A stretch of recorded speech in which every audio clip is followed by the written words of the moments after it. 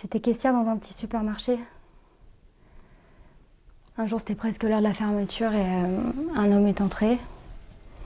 Il était habillé tout en noir. Cagoule, gants. Il portait des lunettes aviateurs. Des lunettes qui font comme des miroirs. On ne voyait rien de lui, même pas la couleur de sa peau. Il est arrivé avec son arme et il a dit c'est un braquage. Alors moi j'étais très surprise et j'ai dit mais c'est quoi ça?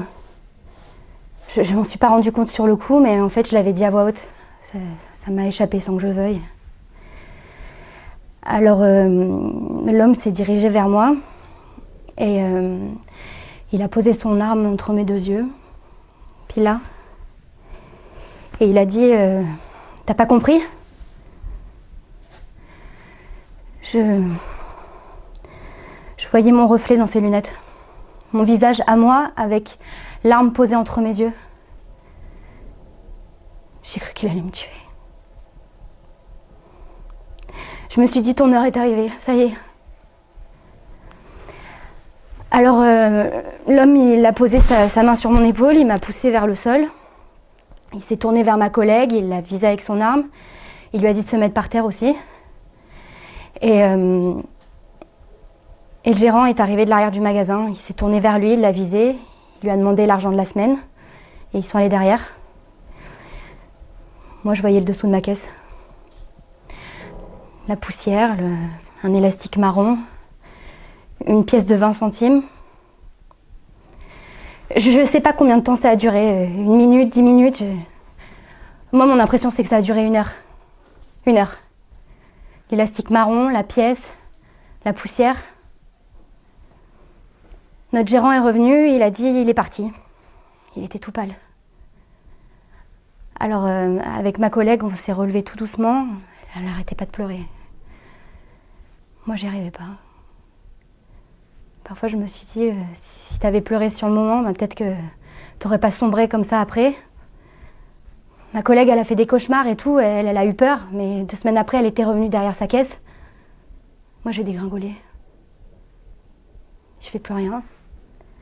J'ai développé un tas de phobies, les transports, la rue, les magasins.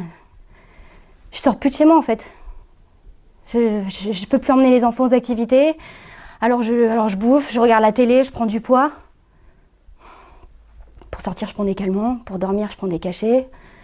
Pour aller au spectacle de danse de ma fille, Putain, sinon je fais des attaques de panique. J'arrive plus à gérer la maison. Je suis désagréable avec mon mari, avec mes enfants.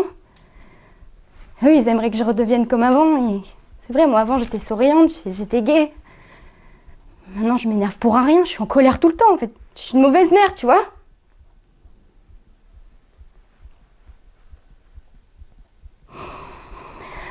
On n'a jamais retrouvé mon agresseur. Il n'a pas de nom, pas de visage. Enfin, en fait, à chaque fois je me dis que lui il va me retrouver. Il me connaît, il m'a vu, c'est sûr. Il va venir finir le travail, il va m'achever, c'est ça. On a porté plainte contre lui, il est peut-être en colère, peut-être qu'on habite à côté l'un de l'autre. Ça j'y pense tout le temps. Tout le temps. C'était il y a 5 ans.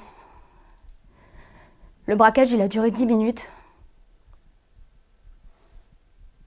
10 minutes et moi ma vie d'abord elle est terminée. 10 minutes pourquoi en fait? Pour de l'argent? Putain pour rien en fait, pour rien.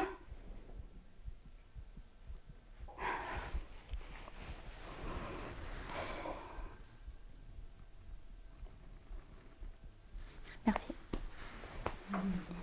Bravo.